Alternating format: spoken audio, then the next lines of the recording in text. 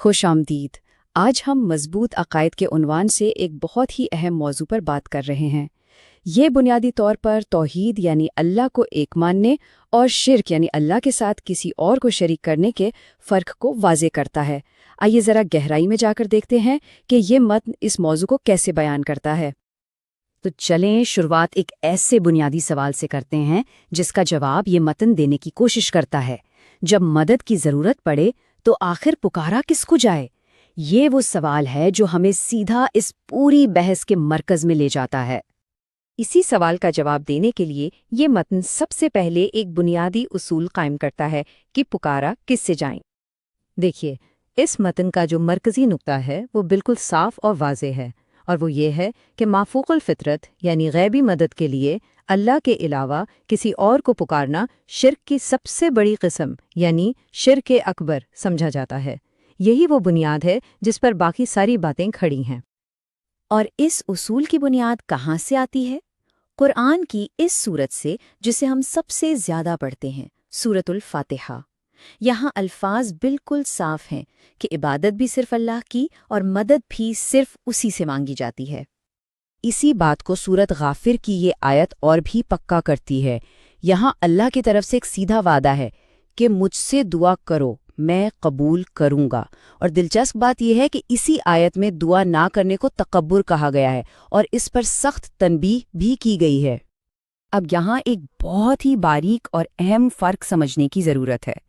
یہ متن دنیاوی مدد اور غیبی مدد میں ایک واضح لکیر کھینچتا ہے۔ کسی زندہ انسان سے کوئی ایسا کام کہنا جو اس کے بس میں ہے، جیسے کہ یہ سامان اٹھانے میں میری مدد کرو، یہ بالکل ٹھیک ہے۔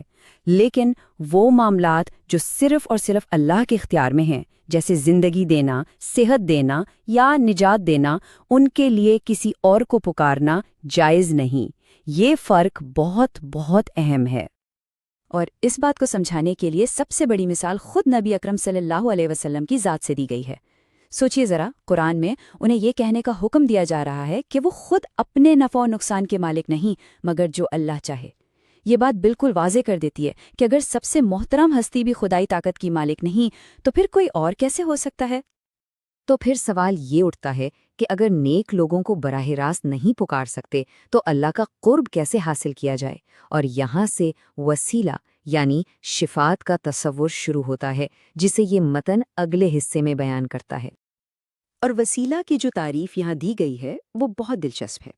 متن صاف کہتا ہے کہ اس کا مطلب یہ نہیں کہ کسی ولی یا نبی کو پکارا جائے، بلکہ امام قتادہ جیسے بڑے علماء کے مطابق اس کا اصل مطلب ہے اللہ کو راضی کرنے والے اعمال کے ذریعے اس کا قرب حاصل کرنا، یعنی وسیلہ کوئی شخص نہیں بلکہ نیک اعمال ہیں۔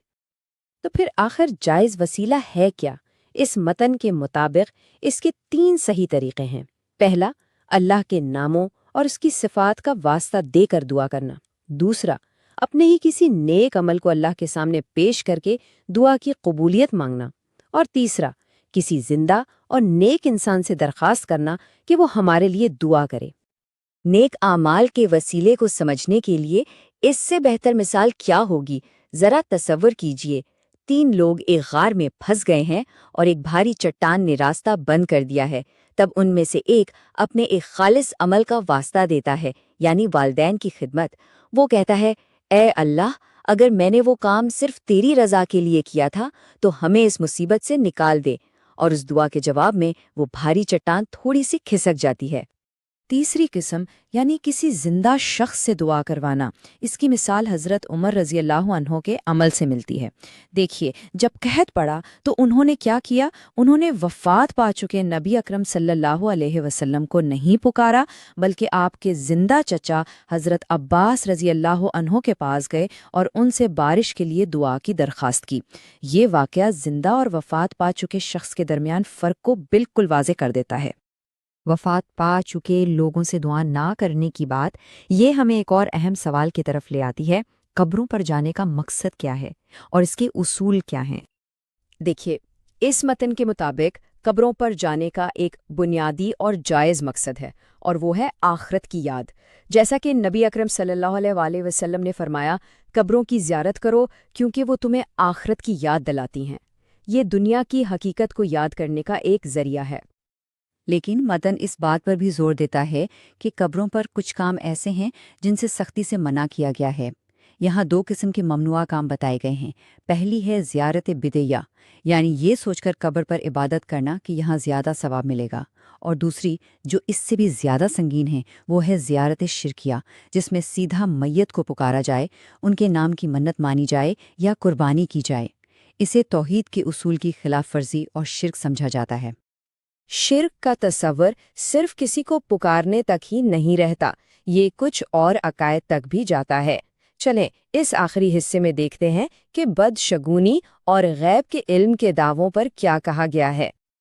اب ایک اور اہم نقطہ جو ہمارے روزمرہ کی زندگی سے جڑتا ہے، یہ جو بدشگونی لینے کا رواج ہے نا، جیسے کالی بلی سے یا کسی خاص دن کو منحوس سمجھنا، متن کے مطابق یہ عقیدہ بھی شرک کی ہی ایک قسم ہے۔ اور اس معاملے میں نبی اکرم صلی اللہ علیہ وسلم کی حدیث بالکل 2 ٹوک ہے۔ آپ نے فرمایا بدشگونی لینا شرک ہے۔ بات یہاں ختم ہو جاتی ہے۔ اور اس حصے کا آخری اور شاید سب سے اہم نقطہ اللہ کی ایک ایسی خاص صفت سے جڑا ہے جس میں کوئی شریک ہو ہی نہیں سکتا، علم غیب۔ یہ متن زور دے کر کہتا ہے کہ غیب کا علم صرف اور صرف اللہ کے پاس ہے۔ اور اس دعوے کی قطعی دلیل قرآن کی اس آیت میں ملتی ہے۔ کہہ دیجئے کہ آسمانوں اور زمین میں اللہ کے سوا کوئی غیب نہیں جانتا۔ یہ آیت ہر مخلوق کے علم کی آخری حد کو واضح کر دیتی ہے۔ یہ متن کچھ عام غلط فہمیوں کو بھی دور کرتا ہے، جیسے کہ یہ واضح کیا گیا ہے کہ نبی اکرم صلی اللہ علیہ وسلم کو بھی یہ نہیں پتا تھا کہ اگلے دن کیا ہوگا۔ اسی طرح جنات بھی غیب نہیں جانتے، جیسا کہ حضرت سلیمان علیہ السلام کی وفات کے واقعے سے پتہ چلتا ہے۔ اور اگر نبی نے مستقبل کی کچھ باتیں بتائیں، جیسے قیامت کی نشانیاں، تو وہ ان کا ذاتی علم نہیں تھا، بلکہ اللہ کی طرف سے بھیجی گئی وحی تھی۔ تو ان سب تفصیلات کے بعد ہم واپس اسی سوال پر آتے ہیں، آخر عقیدے کی ان باریکیوں میں اتنی وضاحت اور احتیاط ضروری کیوں ہیں؟ یہ ایک ایسا سوال ہے جو ہمیں سوچنے پر مجبور کرتا ہے کہ ایک خالص اور مضبوط عقیدہ ہماری زندگی کے ہر پہلو پر کیسے اثر انداز ہوتا ہے۔